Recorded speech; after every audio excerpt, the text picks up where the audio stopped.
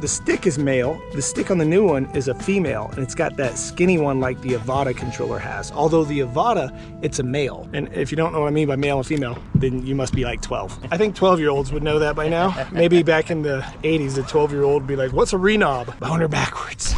This is part 2 of a much longer video about the DJI Air 3 and Air 2S. This is like the final thoughts. This is like after I've flown it. This is all the things that some of you have had questions about. So many of you are worried about it not having a 1-inch sensor and that it's not going to be as good as the Air 2S. But to my surprise, that is not the case. Make sure you do watch towards the end of this video where the original Dobo has gone into the construction of that sensor and what makes it work so much better, not only at night, but to my surprise, it did really, really well during the day. Now, if you just want to see the side-by-side clips, that is also linked in the description below.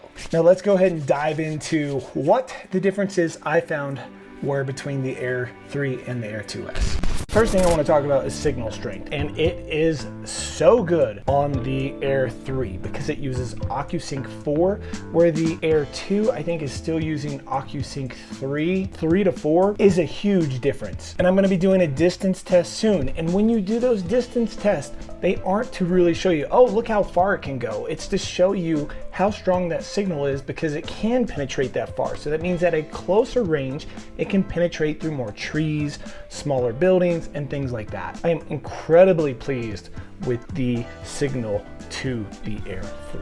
The next thing I want to talk about is the sensors. So if we're doing things with camera drones and we're putting them in these active track or quick shots or modes where it sort of flies itself, sensors are really important. Now the Air 2S did jump up and add 2 more front sensors compared to the Air 2, and that was sort of a game changer. But the Air 3 actually uses 360 directional sensors and just 4 of them, so that it's actually sensing 360 degrees omnidirectional sensors. That's the word I was looking for, all the way around the drone. So when you're going sideways, forwards, backwards, it actually works really, really well. I actually found that out today when I was out flying for a different video. So the 2S is great when you're flying forwards or backwards, but when you're just flying straight sideways, it sort of lacks. So if you're debating between the two and sensors are important, the Air 3 takes that one too. Earlier in this video, I talked about the battery going in the ass end instead of on the top. One really good thing about that is the fact that if over time your battery starts to swell, you don't have to worry about it sort of being hard to push down and get in. The battery life is insane on this thing, even at these really high altitudes I live at. Now, before we get too far into this part of the video, I'm going to tell you they both fly very, very similar. If you're a camera drone person, they're great. You're not going to notice a huge difference, but you will notice one thing. The ascent and descent rate of the Air 3 is fast. I think currently it has the fastest ascent and descent rate of any of the DJI camera drones. We exclude stuff like the Avata and the DJI FPV because those you can pretty much just dive bomb and get up to crazy speeds. But having that additional speed with your ascent and descent is actually really, really nice. As you saw earlier in this video, we did put them side by side to hear how loud they were. And then we're gonna go back over to the Air 2S.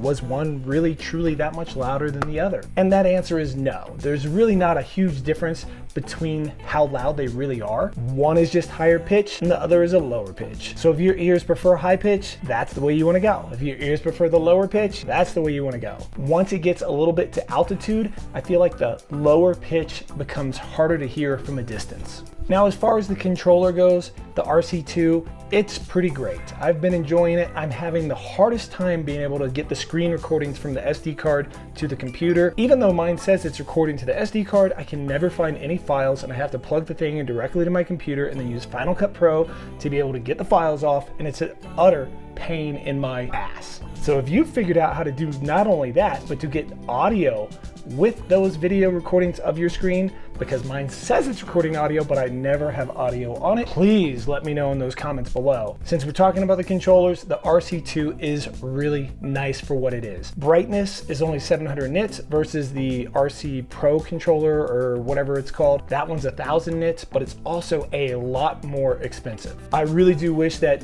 DJI would have just bumped the brightness up, because most of us are flying during the day in very bright conditions, and I hate carrying extra gear with me like a sun hood or anything like that to be able to see my screen better. So I bumped that into sort of a complaint, but it's not a huge one because you can still see it pretty decently. DJI still hasn't made it so a lanyard can hook directly up to it. As you heard Bo talk about, he has the love handles made by the original WorldofOzz channel. So there are aftermarket solutions to be able to hook up a lanyard to your controller. Now the size of the Air 3 is pretty similar to the Air 2S. However, it is huge compared to the Air 1.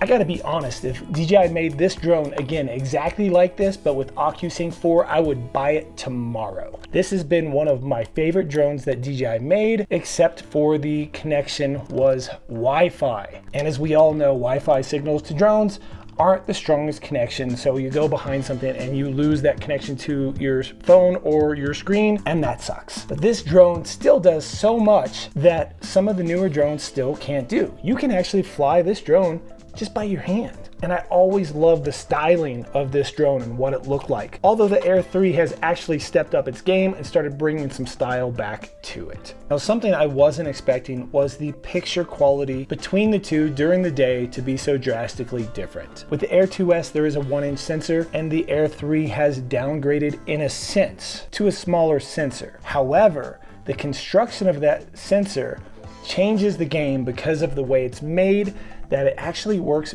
better and lets more light in, so low light or night photography or video looks better on the Air 3 than the 2S. So what we have here is a backside illuminated stack sensor. Most camera drones have a front side illuminated sensor. There's a layer of metal wiring on top of the photodiodes, which can block some light from reaching the photodiode. A backside illuminated sensors have the wiring on the backside of the sensor, which allows more light to reach the photodiodes. Backside illuminated sensors have a higher sensitivity to light, which is like the equivalent to dilating your eyes and then walking outside into the sunlight. A stacked CMOS sensor is pretty much the next generation after backside illuminated sensors. And what this does, it takes ultra-fast DRAM, sandwiches it in between the sensor, and increases the sensor readout speed. You're gonna get much faster and much better low light imaging. It's one of those things where you cannot get fixated on the sensor size.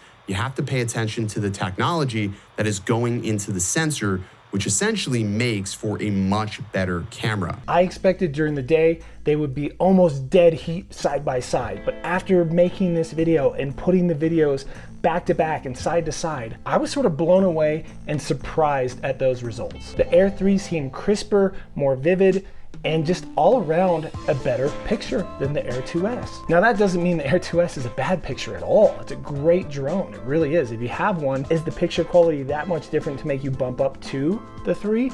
I don't know. Let me know in the comments what your thoughts are. But if you have an Air 2, I'd say yes, 100%.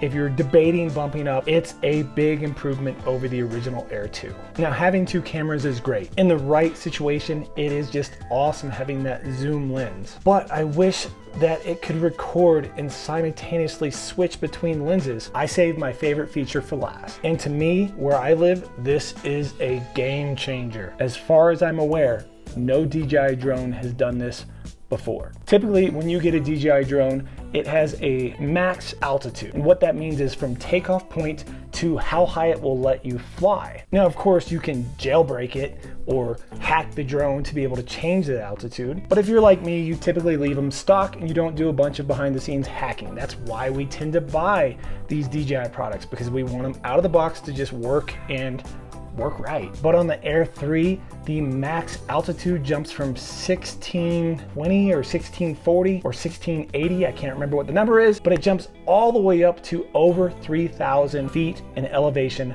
from takeoff point. And again, for me, that is huge. Now, if you live in a regular city that's pretty flat, you're never gonna be able to legally take advantage of that feature. But for me, living up in these mountains, I'll be down at a spot that's maybe 9,000, 10,000 feet above sea level with a peak of a mountain right over there, and I need to go up 2,000 to 3,000 feet to scale that mountain and get the shots that I want. You'll see what I'm talking about in an upcoming video, so if you haven't already subscribed, make sure to do that now and click the bell notification so you don't miss it. Let me know which drone you preferred the video of, and if you are on the fence considering making the upgrade from the Air 2S to an Air 3 or an Air 2 to a 3, or if you're just interested in the 3 in general, or maybe you don't want one at all and you couldn't tell in this video the difference between the video. I mean, you made it this far in the video, you might as well leave a comment below. Hopefully this was a little helpful for you in your decision making. My name is Sean Oz, and this is the World of Oz, where I bring you on my life adventures covering drones, action cameras, and 360 cameras. So I hope to see you in the next one, and until then, have a great day.